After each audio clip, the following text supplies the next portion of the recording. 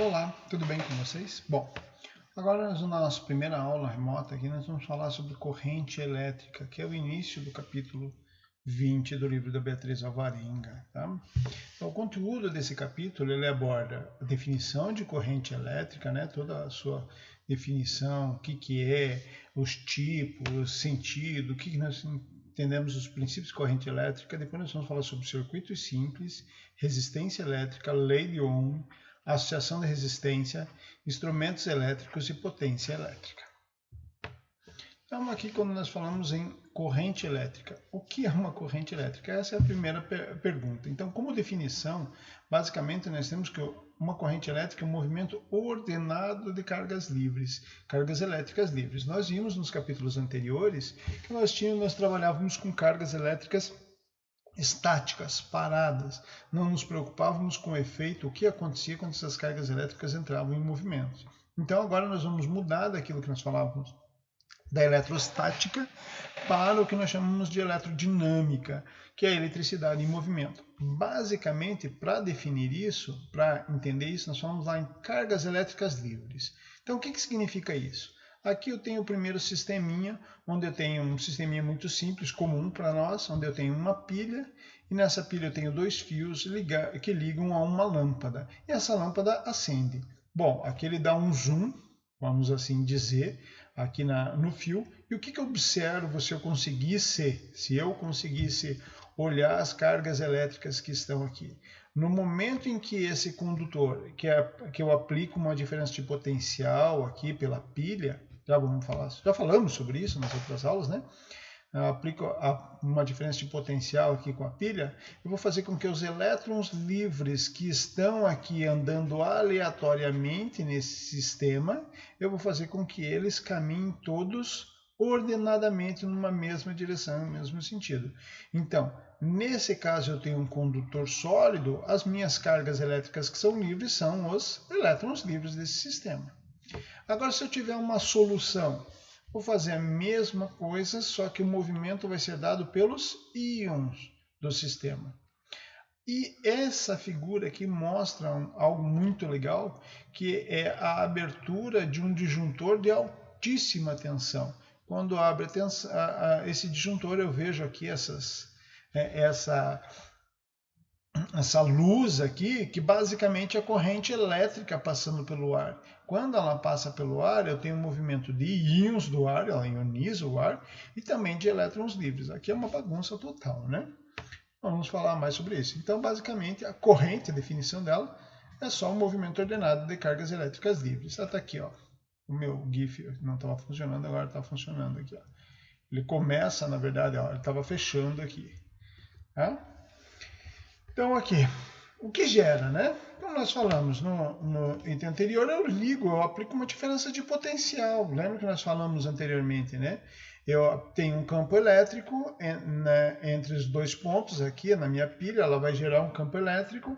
Eu aplico, consequentemente, eu vou ter um potencial elétrico, uma diferença de potencial entre os dois polos da bateria, ou os dois lados dessa minha solução, ou os dois contatos do meu disjuntor. Ao aplicar essa diferença de potencial, quando eu faço isso, eu vou estabelecer um campo elétrico. Estabelecendo esse campo elétrico, começa a forçar, aplicar uma força sobre as cargas que estão ali. Essa força vai gerar um movimento ordenado que vai corresponder à minha corrente elétrica, certo? Então essa é a definição aqui. Tá, mas agora a pergunta é, tem lá a bateria, para que lado que eles vão? Os elétrons vão sair, obviamente, eu sempre penso num sentido, mas vamos fazer uma outra análise. Existem dois tipos de análise que nós vamos fazer. A primeira análise é o que eu chamo... primeiro, nós vamos nos preocupar com o movimento de elétrons livres, tá? Que é o mais comum a partir de agora. Vamos esquecer solução, vamos esquecer... vamos falar sempre em condutores, portanto, elétrons livres. Condutores sólidos, desculpe, portanto, elétrons livres. E a partir daí, o que eu tenho? Eu tenho duas interpretações que eu posso fazer. A primeira era uma interpretação histórica. Historicamente, no passado, imaginava-se, fazia uma comparação com o fluxo de água. O que significa isso? Eu tenho uma caixa d'água.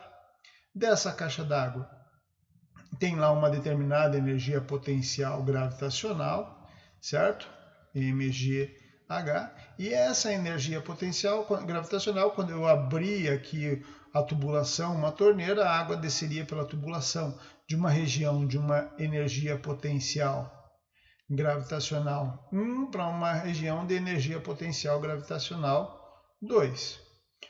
Sendo que nós sabemos que a energia potencial gravitacional 1 é maior do que a energia potencial gravitacional 2. Correto? Então significa o quê? O fluxo de água vai da maior potencial para o menor potencial. No início, achava-se que a corrente elétrica era basicamente um fluxo de água, que era a mesma coisa. Hoje nós sabemos que não, mas imaginava-se isso. Então dizia-se que também, da mesma forma, nós teríamos aqui e aqui eu tenho a bomba, né, elevando de novo o potencial da água, ela eleva o potencial gravitacional da água e joga ela para cima. Um circuito equivalente seria uma bomba aqui, onde eu tenho dois potenciais, um potencial menor, um potencial maior, e a partir daí os elétrons sairiam do maior potencial e percorreriam a minha roda da água, a minha bomba da água ali, para o circuito, para o menor potencial. Então, no sentido convencional, que a gente chama, que é um sentido histórico, nós vemos que a corrente elétrica vai do maior potencial para o menor potencial elétrico. Ou seja, ela vai do positivo para o negativo. Esse é o que nós chamamos de corrente convencional. Bom, essa é uma interpretação. A outra interpretação é uma interpretação que eu chamo de interpretação física. Por quê? Porque a partir de um determinado momento nós descobrimos o que era a corrente elétrica. Ela é um movimento de elétrons livres. Se ela é um movimento de elétrons, é de se esperar que os elétrons que estavam acumulando aqui no polo negativo, e esse polo é negativo porque tem acúmulo de elétrons, esses elétrons vão ter que sair daqui, eles não vão entrar de novo aqui, eles vão sair daqui e vão em direção ao positivo. Então é isso que nós observamos aqui. Nós temos uma bateria, um acúmulo de elétrons no polo negativo, esses elétrons vão sair, vão passar pela lâmpada e vão para o positivo. Então, esse sentido é o que nós chamamos de sentido real da corrente elétrica. Ele vai do polo negativo para o polo positivo. Ok? Então, duas interpretações aí, real e convencional. Ah, professor, então vamos resumir, né? Resumindo a situação, nós temos aqui o nosso circuitinho que eu montei para vocês, onde eu tenho o polo positivo da minha pilha, o polo negativo da minha pilha, e eu tenho o que nós chamamos de sentido convencional da corrente, indo do polo positivo para o negativo, ou seja, do maior potencial para o menor, e o sentido real da corrente, do menor para o maior potencial, ou seja, do polo negativo para o polo positivo. Aí vocês vão perguntar, qual é o sentido correto, professor? Bom, a análise me diz que os dois são corretos. Como assim os dois são corretos, professor? Não deveria só usar o sentido real da corrente? Sim, mas o problema é que muita interpretação física estava baseada já no sentido convencional da corrente. Então, qual deles eu devo utilizar? Nós devemos utilizar o sentido convencional, a não ser que seja falado, olha, usando o sentido real. Mas nós vamos trabalhar, representar circuitos elétricos sempre no sentido convencional, ok? Sei que é confuso, mas é por aí, ok? Bom, se nós sabemos como que a corrente, da onde que ela é gerada, quando eu aplico uma diferença de potencial, só lembrando, diferença de potencial é em volts, tá? Então a minha pilha vai aplicar 1,5 V, minha bateria vai aplicar 9 volts, 12 volts, minha tomada 127 volts. E esse potencial, essa diferença de potencial vai forçar a corrente a fluir, tá ok? Já sabemos qual é o sentido, mas obviamente vocês querem saber como que eu calculo isso. Como que eu meço a corrente elétrica? Bom, primeiro, o que nós medimos é a grandeza que nós chamamos de intensidade de corrente elétrica.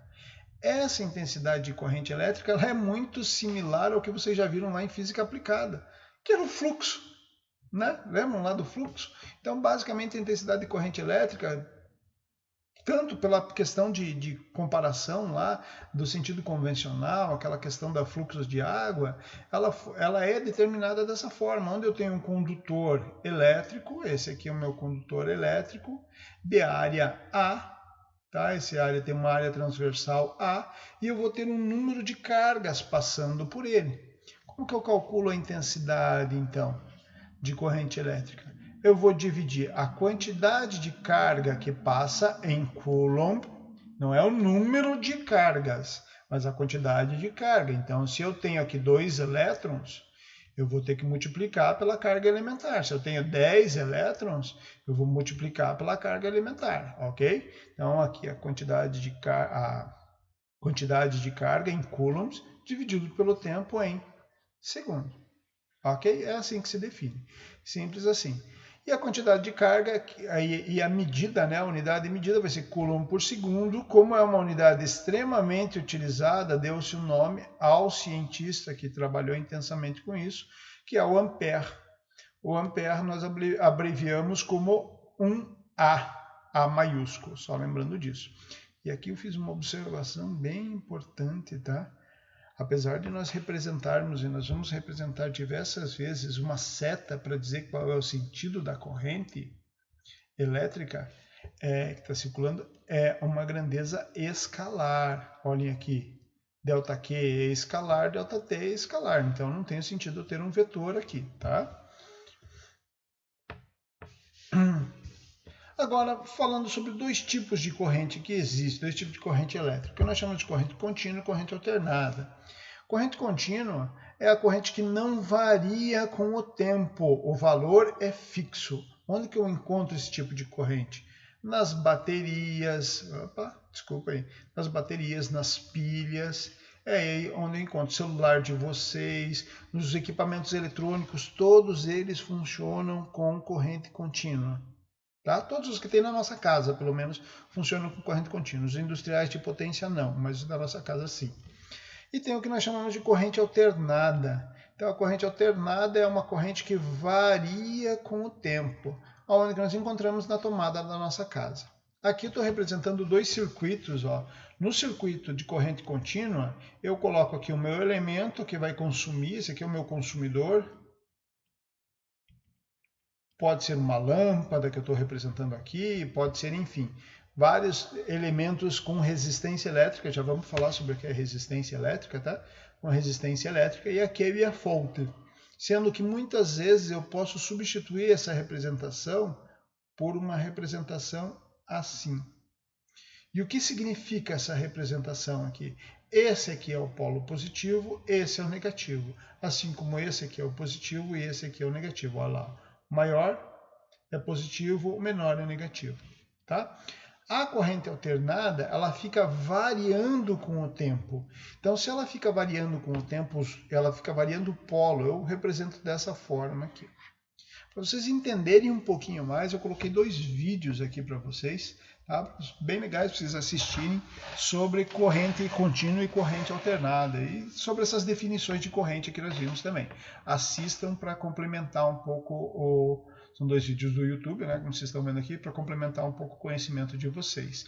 Só uma observação que eu fiz aqui, que tem um dos vídeos, eu não lembro se é o primeiro ou o segundo, que fala, ele é francês, ele faz uma tradução errada. Ele fala que na nossa tomada a frequência é de 50 Hz. 50 Hz, ou seja, fica oscilando aqui essa mudança de 50 vezes por segundo. 50 Hz não é no Brasil é 60. Ele faz isso porque lá na França, eu não sei se em toda a Europa, mas eu sei que na França é 50 Hz. Aqui o mais próximo que nós temos é o Paraguai. Inclusive a Itaipu tem um problema, porque ela tem que fornecer 60 Hz para o Brasil e 50 Hz para o Paraguai, né? Mas ela faz isso. É um problema só tecnológico, já foi resolvido lá na década de 70, então é tranquilo, tá? Só uma diferença aqui, tá? Mas o vídeo vai explicar bem para vocês o que é cada uma dessas coisas.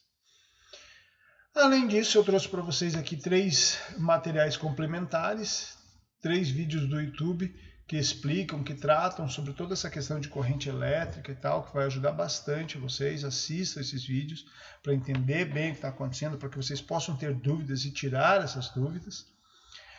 E passo para vocês aqui sobre esse item especificamente uma tarefinha. Vale ponto, professor? Não, faz quem quer, quem não quiser não faz, mas também isso aqui é para ajudar vocês. O que vocês vão fazer? Nós vamos usar bastante esse simulador aqui do FET, já falei para vocês lá no outro vídeo, né? Nós vamos usar o FET. Vocês vão acessar esse simulador aqui, é um simulador diferente daquele que eu estou passando para vocês como tarefa específica do capítulo 19. Né? Vocês vão acessar esse simulador aqui e daí vocês vão executar exatamente o que está descrito aqui para vocês.